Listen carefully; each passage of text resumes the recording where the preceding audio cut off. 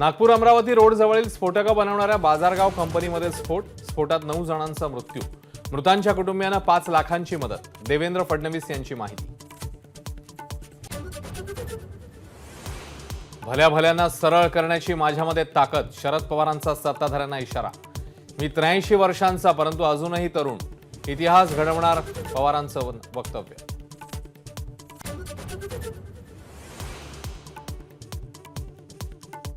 24 डिसेंबरपर्यंतच मुदत, त्यानंतर 1 तासही वाढवून मिळणार नाही. अंतरवाली सराटीत झालेल्या बैठकीत जरांगेंचा सरकारला इशारा. 23 तारखेला पुढील दिशा ठरवणार.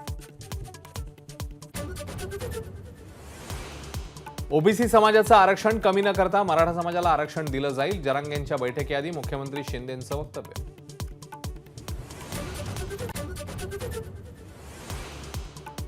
मराठा समाजाला आरक्षण मिळणार नाही. गुणरत्न सदावर्तेंचा माझा कट्ट्यावर दावा. जर आरक्षण मिळालं तर ते न्यायालयात टिकणार नाही. सदावर्तेंची स्पष्टोक्ती.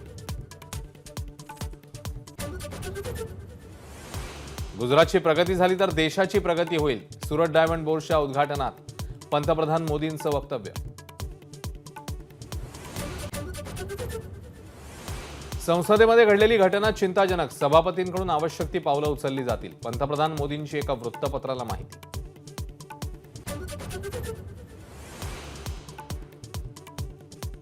देशामध्ये बेरोजगारी वाढल्यानं तरुणांनी संसदेत घुसखोरी केली. रामलल्लाचं दर्शन घेऊन बेरोजगारीचा प्रश्न सुटणार नाही. संजय राऊतांचा सरकारवर घणाघात.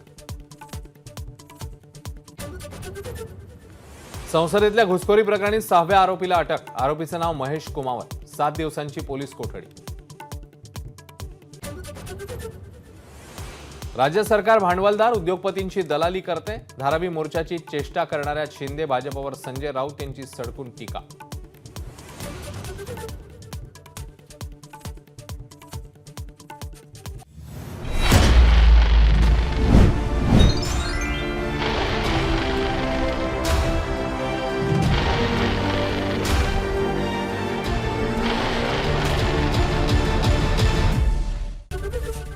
एबीपी माझा, उघडा डोळे बघा नीट.